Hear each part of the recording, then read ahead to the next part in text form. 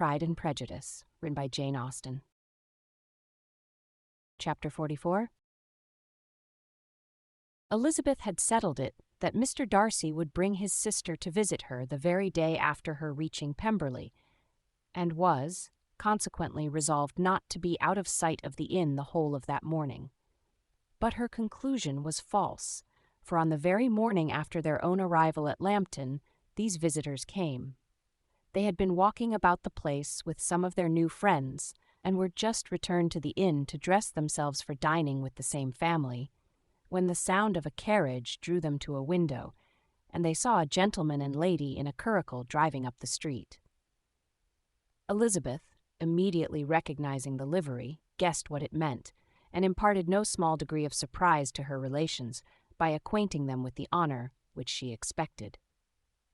Her uncle and aunt were all amazement, and the embarrassment of her manner as she spoke, joined to the circumstance itself, and many of the circumstances of the preceding day, opened to them a new idea on the business. Nothing had ever suggested it before, but they now felt that there was no other way of accounting for such attentions from such a quarter than by supposing a partiality for their niece. While these newly born notions were passing in their heads, the perturbation of Elizabeth's feelings was every moment increasing. She was quite amazed at her own discomposure, but, amongst other causes of disquiet, she dreaded lest the partiality of the brother should have said too much in her favor, and, more than commonly anxious to please, she naturally suspected that every power of pleasing would fail her. She retreated from the window, fearful of being seen, and as she walked up and down the room, endeavoring to compose herself, saw such looks of inquiring surprise in her uncle and aunt as made everything worse. Miss Darcy and her brother appeared, and this formidable introduction took place. With astonishment did Elizabeth see that her new acquaintance was at least as much embarrassed as herself. Since her being at Lambton, she had heard that Miss Darcy was exceedingly proud, but the observation of a very few minutes convinced her that she was only exceedingly shy. She found it difficult to obtain even a word from her beyond a monosyllable. Miss Darcy was tall and on a larger scale than Elizabeth, and, though little more than 16, her figure was formed and her appearance womanly and graceful. She was less handsome than her brother, but there was sense and good humor in her face, and her manners were perfectly unassuming and gentle.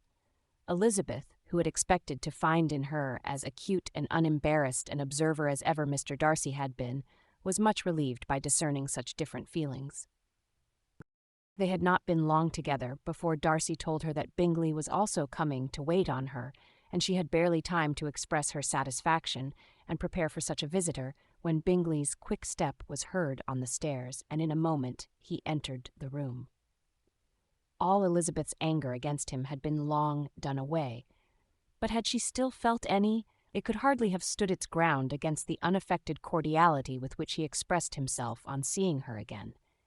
He inquired in a friendly, though general, way after her family, and looked and spoke with the same good-humored ease that he had ever done. To Mr. and Mrs. Gardiner, he was scarcely a less interesting personage than to herself. They had long wished to see him. The whole party before them, indeed, excited a lively attention. The suspicions which had just arisen of Mr. Darcy and their niece directed their observation towards each with an earnest, though guarded, inquiry, and they soon drew from those inquiries the full conviction that one of them at least knew what it was to love. Of the lady's sensations they remained a little in doubt, but that the gentleman was overflowing with admiration was evident enough.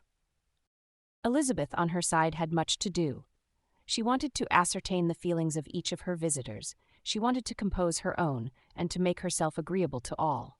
And in the latter object, where she feared most to fail, she was most sure of success, for those to whom she endeavored to give pleasure were prepossessed in her favor. Bingley was ready, Georgiana was eager, and Darcy determined to be pleased. In seeing Bingley, her thoughts naturally flew to her sister, and oh, how ardently did she long to know whether any of his were directed in a like manner.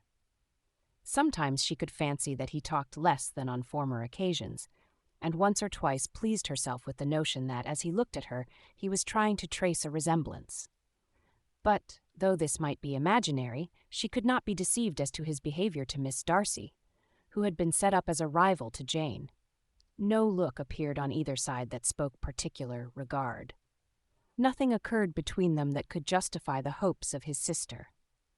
On this point she was soon satisfied, and 2 or 3 little circumstances occurred ere they parted, which, in her anxious interpretation, denoted a recollection of Jane, not untinctured by tenderness, and a wish of saying more that might lead to the mention of her, had he dared.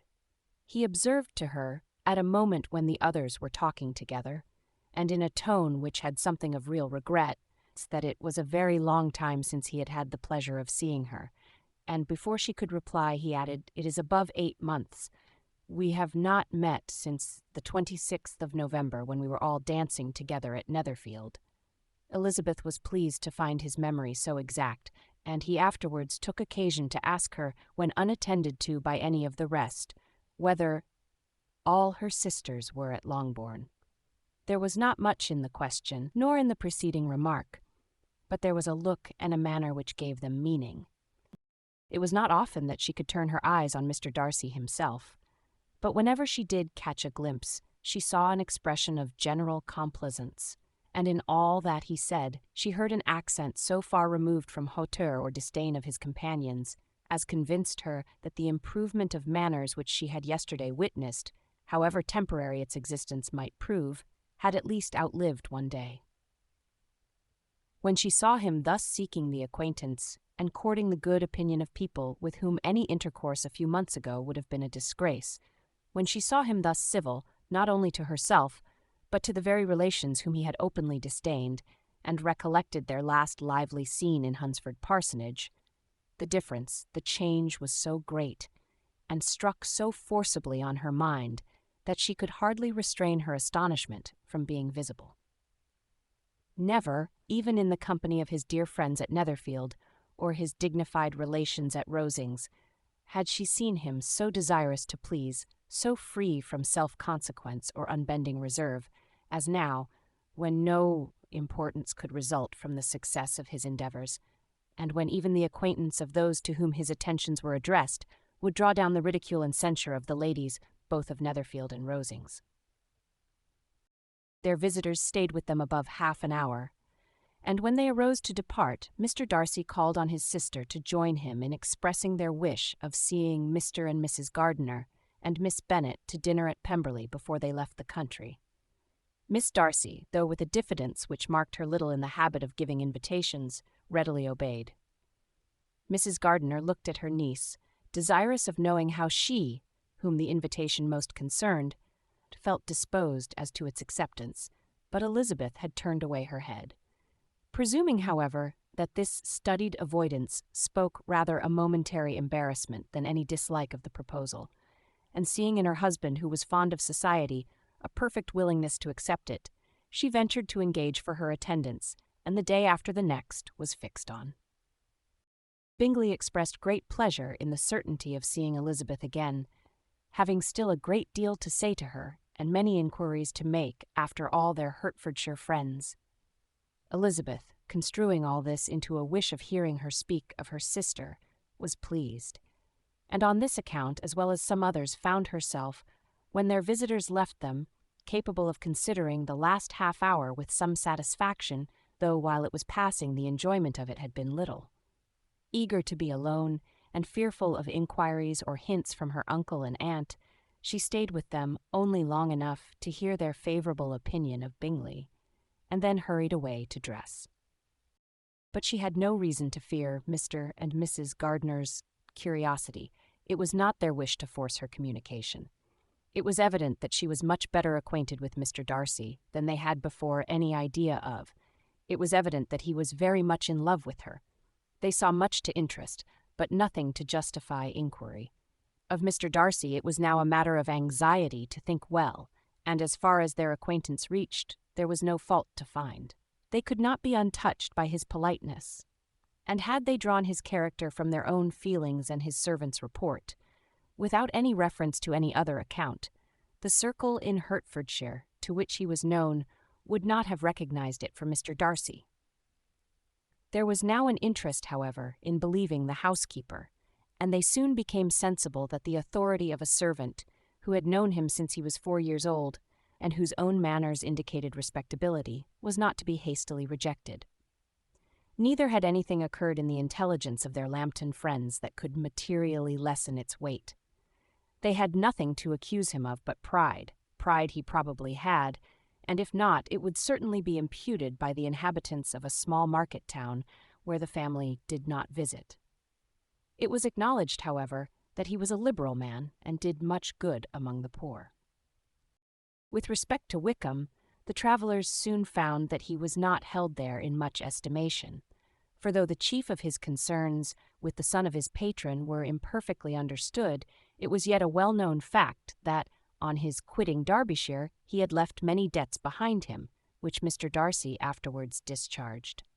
As for Elizabeth, her thoughts were at Pemberley this evening more than the last, and the evening, though as it passed it seemed long, was not long enough to determine her feelings towards one in that mansion, and she lay awake 2 whole hours, endeavoring to make them out. She certainly did not hate him. No, hatred had vanished long ago, and she had almost as long been ashamed of ever feeling a dislike against him, that could be so called. The respect created by the conviction of his valuable qualities, though at first unwillingly admitted, had for some time ceased to be repugnant to her feelings, and it was now heightened into somewhat of a friendlier nature by the testimony so highly in his favor, and bringing forward his disposition in so amiable a light, which yesterday had produced. But above all, above respect and esteem, there was a motive within her of goodwill which could not be overlooked. It was gratitude. Gratitude not merely for having once loved her, but for loving her still well enough to forgive all the petulance and acrimony of her manner in rejecting him, and all the unjust accusations accompanying her rejection. He who, she had been persuaded, would avoid her as his greatest enemy, seemed, on this accidental meeting, most eager to preserve the acquaintance, and without any indelicate display of regard, or any peculiarity of manner where their 2 selves only were concerned, was soliciting the good opinion of her friends, and bent on making her known to his sister. Such a change in a man of so much pride excited not only astonishment, but gratitude, for to love, ardent love, it must be attributed, and, as such, its impression on her was of a sort to be encouraged, as by no means unpleasing, though it could not be exactly defined. She respected, she esteemed, she was grateful to him, she felt a real interest in his welfare, and she only wanted to know how far she wished that welfare to depend upon herself, and how far it would be for the happiness of both that she should employ the power, which her fancy told her she still possessed, of bringing on the renewal of his addresses. It had been settled in the evening between the aunt and niece that such a striking civility as Miss Darcy's in coming to them on the very day of her arrival at Pemberley, for she had reached it only to a late breakfast, ought to be imitated, though it could not be equalled, by some exertion of politeness on their side, and consequently that it would be highly expedient to wait on her at Pemberley the following morning. They were, therefore, to go. Elizabeth was pleased, though when she asked herself the reason, she had very little to say in reply. Mr. Gardiner left them soon after breakfast. The fishing scheme had been renewed the day before, and a positive engagement made of his meeting some of the gentlemen at Pemberley by noon.